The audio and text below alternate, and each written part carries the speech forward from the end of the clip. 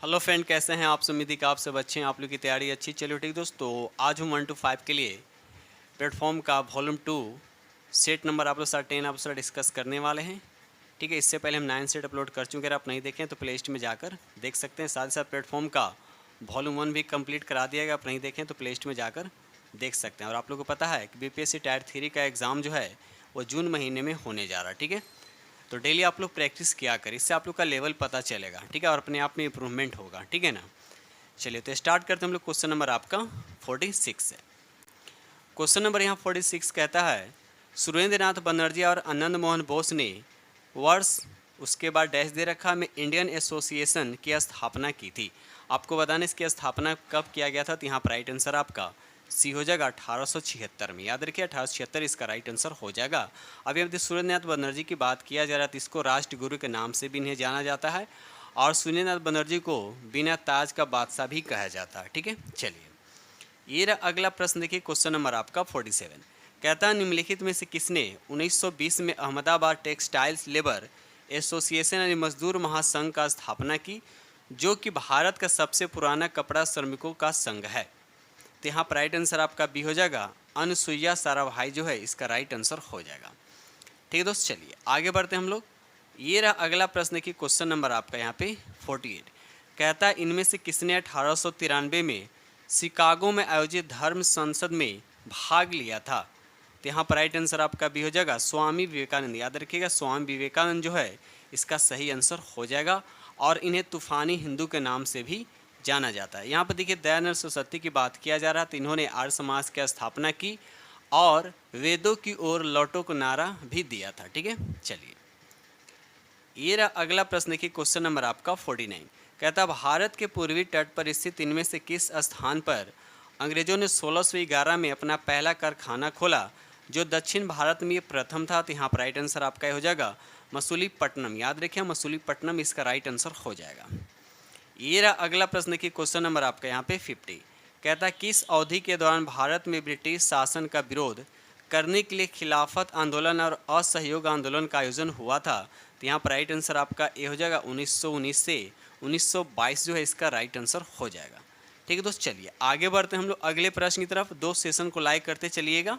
चलिए question number यहाँ 51 कहता है, 1896 में महर्षि ढोंडो केशव कर्वे ने विधवाओं और अन्य महिलाओं को शिक्षित करने के लिए उसके बाद डैश दे रखा है में एक आश्रम की स्थापना की, क्योंकि वे शिक्षा के माध्यम से सशक्तिकरण में विश्वास रखते थे। तो यहाँ पर राइट आंसर आपका सी हो जाएगा, पूना जो है इसका सही आंसर हो जाएगा। ठीक है, चलिए ये रहा अगला प्रश्न की क्वेश्चन नंबर आपका 52 कहता है, इनमें से किसने द हिंदू यानी द हिंदू एसोसिएशन की स्थापना की। तो यहाँ पर राइट आंसर आपका हो जाएगा श्रीमती एनी बेसेंट। याद रखिएगा श्रीमती एनी बेसेंट जो है इसका राइट आंसर हो जाएगा। इसकी स्थापना कब हुआ था, ते भी याद रखिएगा 1904 में। एक क्वेश्चन और बनता है कि श्रीमती एनी बेसेंट जो है भारतीय राष्ट्रीय कांग्रेस की अध्यक्ष कब बनी थी, ते भी याद रखिएगा 1917 में। ठीक है, चलिए ये रहा अगला प्रश्न की क्वेश्चन नंबर आपका 53 राम मोहन राय को राजा की उपाधि किसने दी थी। तो यहाँ पर राइट आंसर आपका बी हो जाएगा, अकबर द्वितीय ने राम मोहन राय को राजा की उपाधि दी थी। तो यहाँ पर राइट आंसर आपका बी हो जाएगा। ठीक है, राजा राय मोहन की बात हो रहा, तो इनका जन्म कब हुआ था ये भी याद रखिएगा, तो 1772 ईस्वी में इनका जन्म हुआ था। ये रहा अगला प्रश्न देखिए क्वेश्चन नंबर आपका 54 कहता है, निम्न में से किसने संविधान को एक पवित्र दस्तावेज कहा है। तो किसने कहे हैं, तो याद रखिएगा B.R. अम्बेडकर जी ने कहे हैं कि संविधान को एक पवित्र दस्तावेज कहा। ठीक है, तो यहाँ पर राइट आंसर आपका सी हो जाएगा। ठीक है, चलिए आगे बढ़ते हैं हम लोग अगले प्रश्न की तरफ।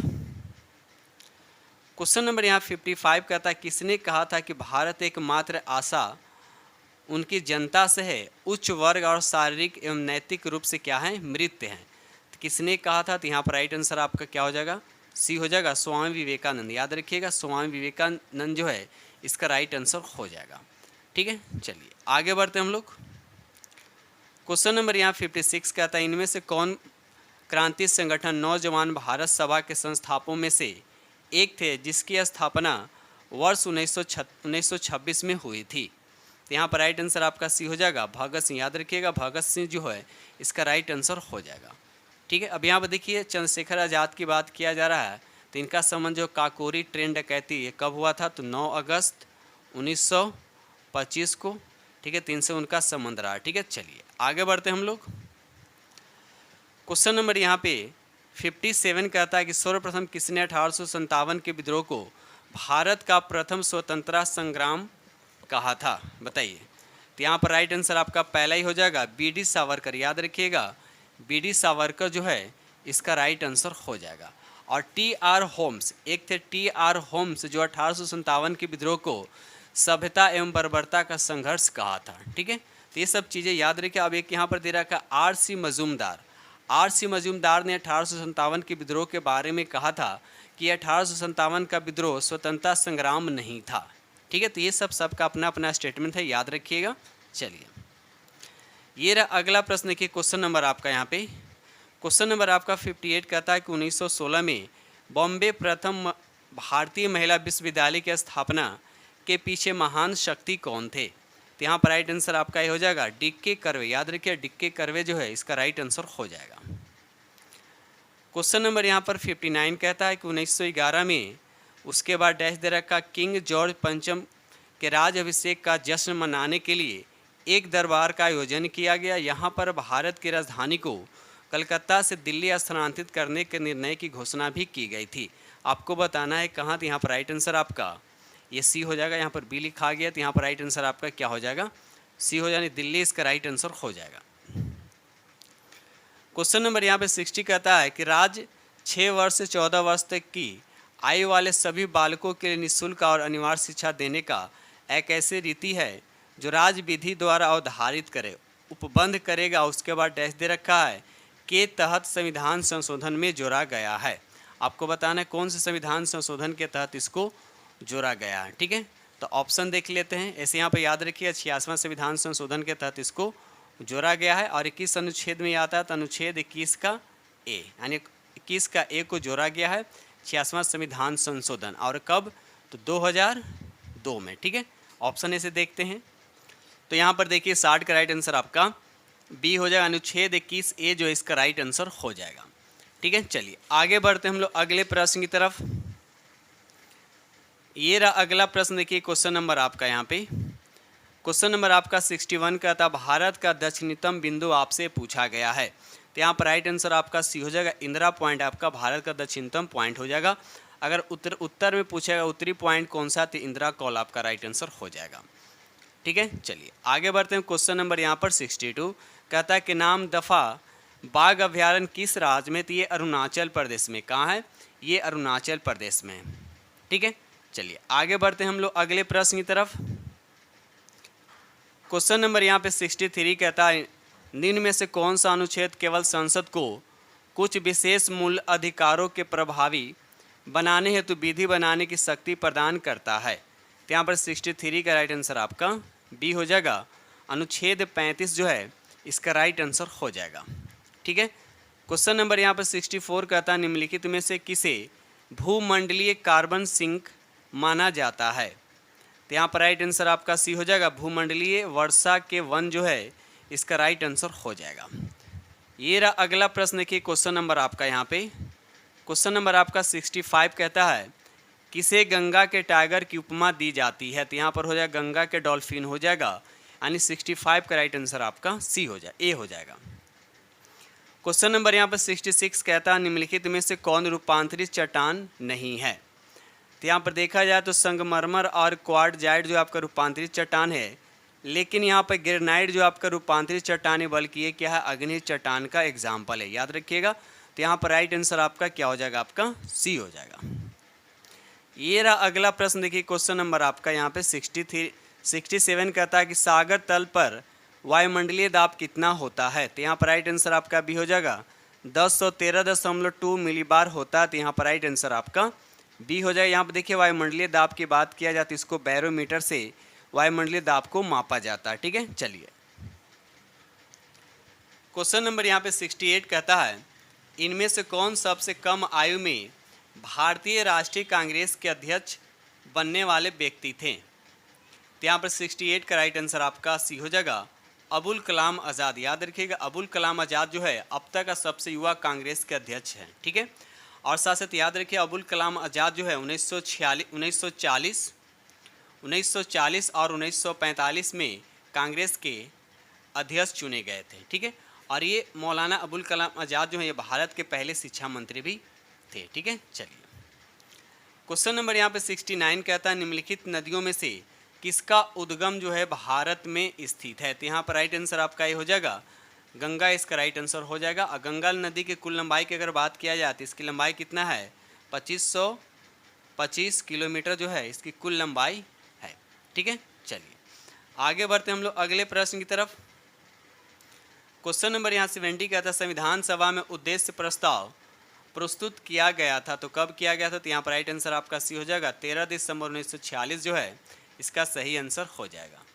क्वेश्चन नंबर यहाँ 71 कहता है निम्नलिखित में से क्या भारत का नागरिक बनने के लिए आवश्यक नहीं, इसमें कौन सा जो है जो भारत का नागरिक बनने के लिए ज़रूरी नहीं है। तो यहाँ पर राइट आंसर आपका सी हो जाएगा अधिगृहित संपत्ति जो है इसका राइट आंसर हो जाएगा। आगे बढ़ते हम लोग। क्वेश्चन नंबर यहाँ पे 72 कहता है भारत के किस राज्य में द्विसदनीय व्यवस्थापिका नहीं है। तो यहाँ पर राइट आंसर आपका सी हो जाएगा पंजाब जो है इसका राइट आंसर हो जाएगा। ठीक है, चलिए आगे बढ़ते हम लोग। ये रहा अगला प्रश्न की क्वेश्चन नंबर आपका 73 कहता है निम्नलिखित में से कौन सी शर्त 1813 के चार्ट एक्ट का अंग नहीं था। तो यहाँ पर राइट आंसर आपका बी हो जाएगा ईस्ट इंडिया कंपनी का भारत में व्यापारिक अधिकार पूर्ण रूप से समाप्त कर दिया गया। तो ये आपका 1813 ईस्वी के चार्ट एक्ट के अंग नहीं था। तो यहाँ पर राइट आंसर आपका बी हो जाएगा। क्वेश्चन नंबर यहाँ पे 74 कहता है कि किस संविधान संशोधन अधिनियम द्वारा पांडिचेरी विधानसभा के सदस्यों को राष्ट्रपति के निर्वाचन मंडल में शामिल किया गया है। तो यहाँ पर राइट आंसर आपका बी हो जाएगा 17वां जो है यानी 70वां जो है इसका राइट आंसर हो जाएगा। ठीक है दोस्त, चलिए ये रहा अगला प्रश्न की क्वेश्चन नंबर आपका 75 कह रहा है कि सत्य कथन आपको यहाँ पर चुनना है। तो यहाँ पर देखिए पहला ही ऑप्शन जो दे रखा है वित्त आयोग क्या एक संवैधानिक निकाय है। ठीक है, वित्त आयोग क्या है एक संवैधानिक निकाय है और वित्त आयोग का गठन जो है अनुच्छेद 280 के तहत किया जाता है और वित्त आयोग का गठन प्रत्येक 5 वर्ष की अवधि पर राष्ट्रपति द्वारा की जाती है। ठीक है, चलिए ये रहा अगला प्रश्न की क्वेश्चन नंबर आपका 76 कहता है निम्न में से कौन सा कानून पर्यावरण सुरक्षा से संबंधित नहीं है। बताइए। तो यहाँ पर राइट आंसर आपका भी हो जाएगा बंदरगाह कानून संशोधन अधिनियम 1997 जो है ये इसका राइट आंसर हो जाएगा। आगे बढ़ते हम लोग अगले प्रश्न की तरफ। क्वेश्चन नंबर यहाँ पर 77 कहता है अधिकार परीक्षा शब्द का शाब्दिक अर्थ क्या है। तो यहाँ पर राइट आंसर आपका सी हो जाएगा किस अधिकार से। तो यहाँ पर राइट आंसर आपका सी हो जाएगा। ठीक है, चलिए आगे बढ़ते हम लोग। क्वेश्चन नंबर यहाँ पे 78 कहता है कि वित्त आयोग के संदर्भ में गलत कथन चुनिए।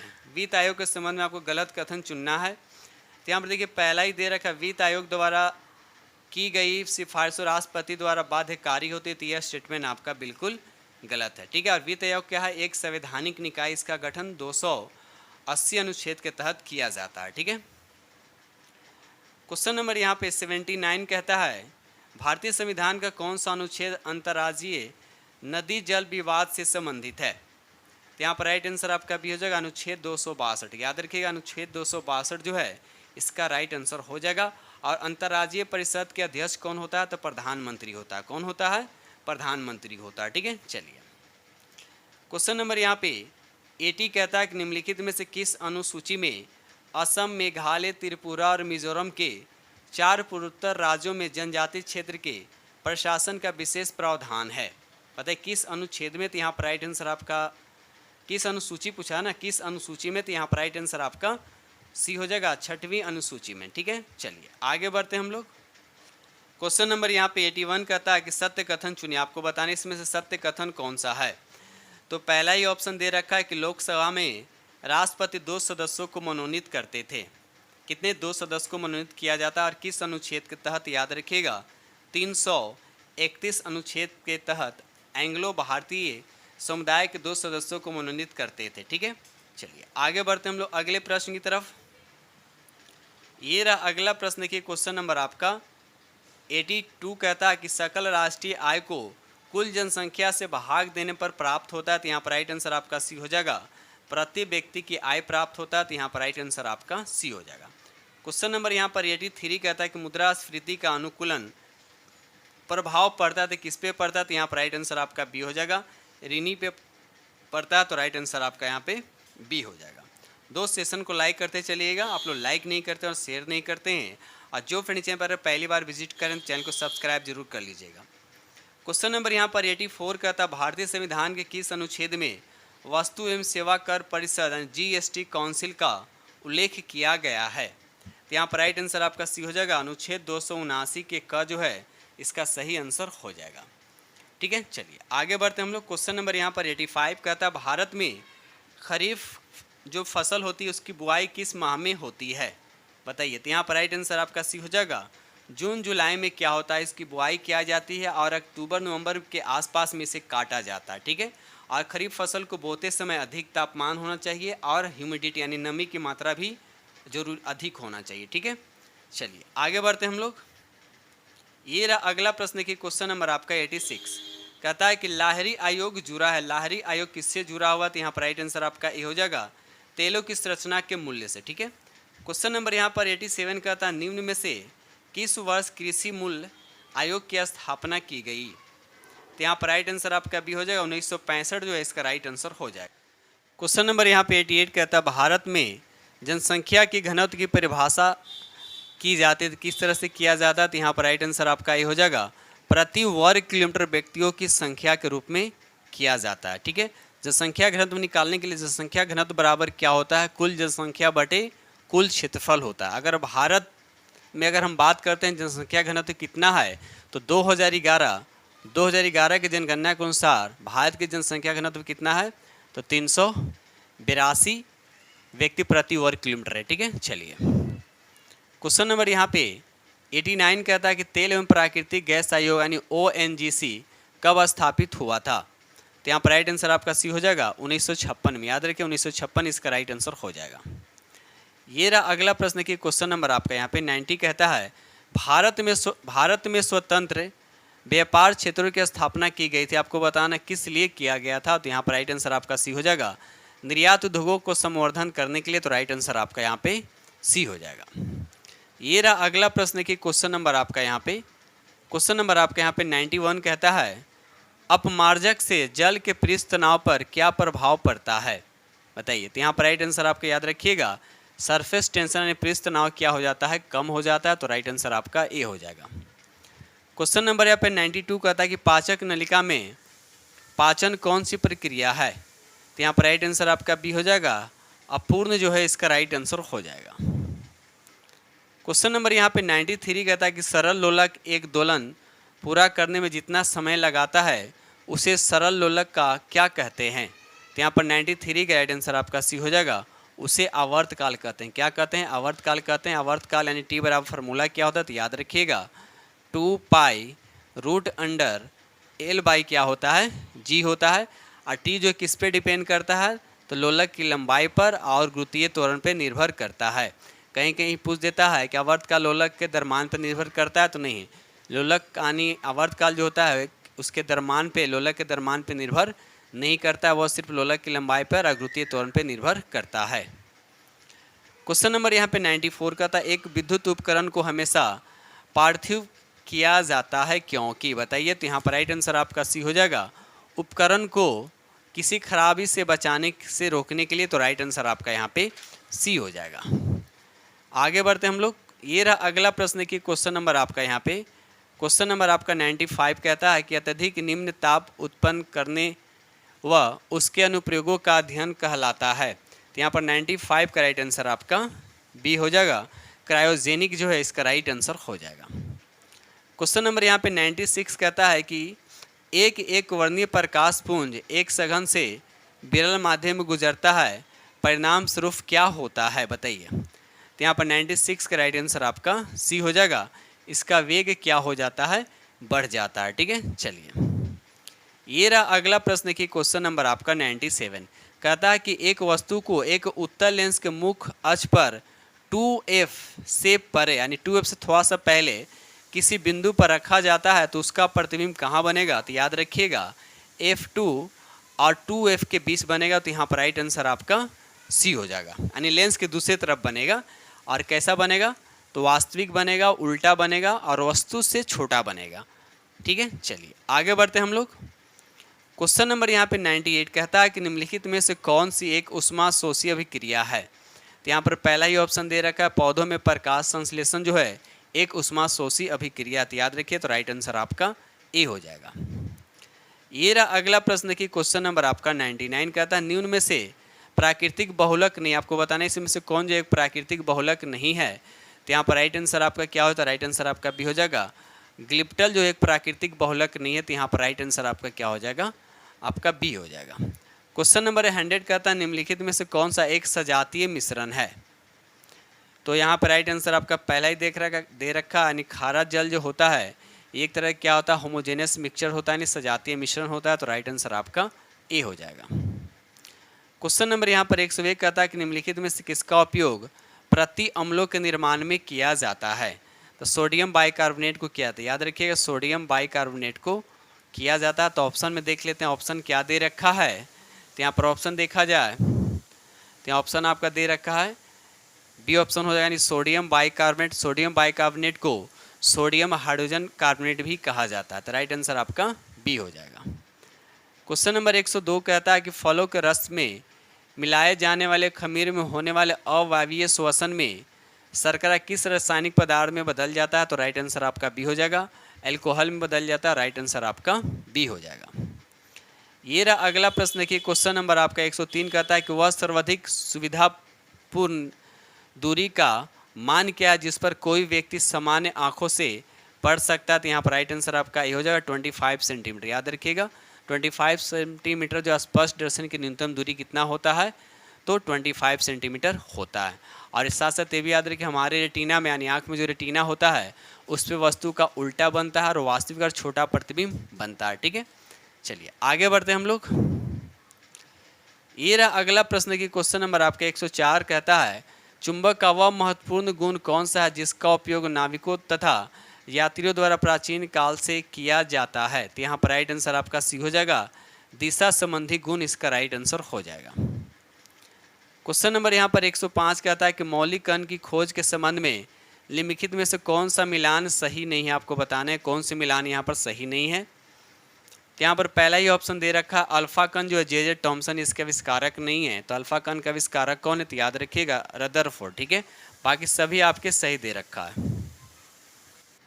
क्वेश्चन नंबर यहाँ पर 106 कहता है प्रकाश के तरंग सिद्धांत का प्रतिपादन किसने किया था। तो यहाँ पर राइट आंसर आपका सी हो जाएगा, हाइजेनबर्ग जो है इसका राइट आंसर हो जाएगा। और गति के नियम को किसके द्वारा दिया गया था, तो सर आइजक न्यूटन के द्वारा। ये सब याद रखिएगा। ये रहा अगला प्रश्न की क्वेश्चन नंबर आपका 107 कहता है पुष्प का कौन सा भाग बीज का निर्माण करता है। तो यहाँ पर राइट आंसर आपका सी हो जाएगा, बीजांड इसका राइट आंसर हो जाएगा। ये रहा अगला प्रश्न की क्वेश्चन नंबर आपका 108 कहता है कि अगर रक्त में कार्बन डाइऑक्साइड की एकाग्रता बढ़ जाती है तो श्वसन दर पर क्या प्रभाव पड़ता है। तो क्या हो, श्वसन दर का रेट क्या हो जाएगा, बढ़ जाएगा। तो राइट आंसर आपका ए हो जाएगा।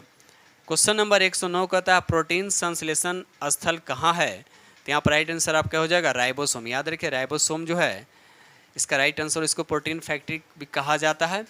और यहाँ पे एक दे रखा है लाइसोसोम। लाइसोसोम क्या होता है, इसको आत्महत्या की थैली भी कहा जाता है। ठीक है, चलिए ये रहा अगला प्रश्न की क्वेश्चन नंबर आपका 110 कहता है जल का उच्च क्वथनांक निम्न में से किसके कारण होता है।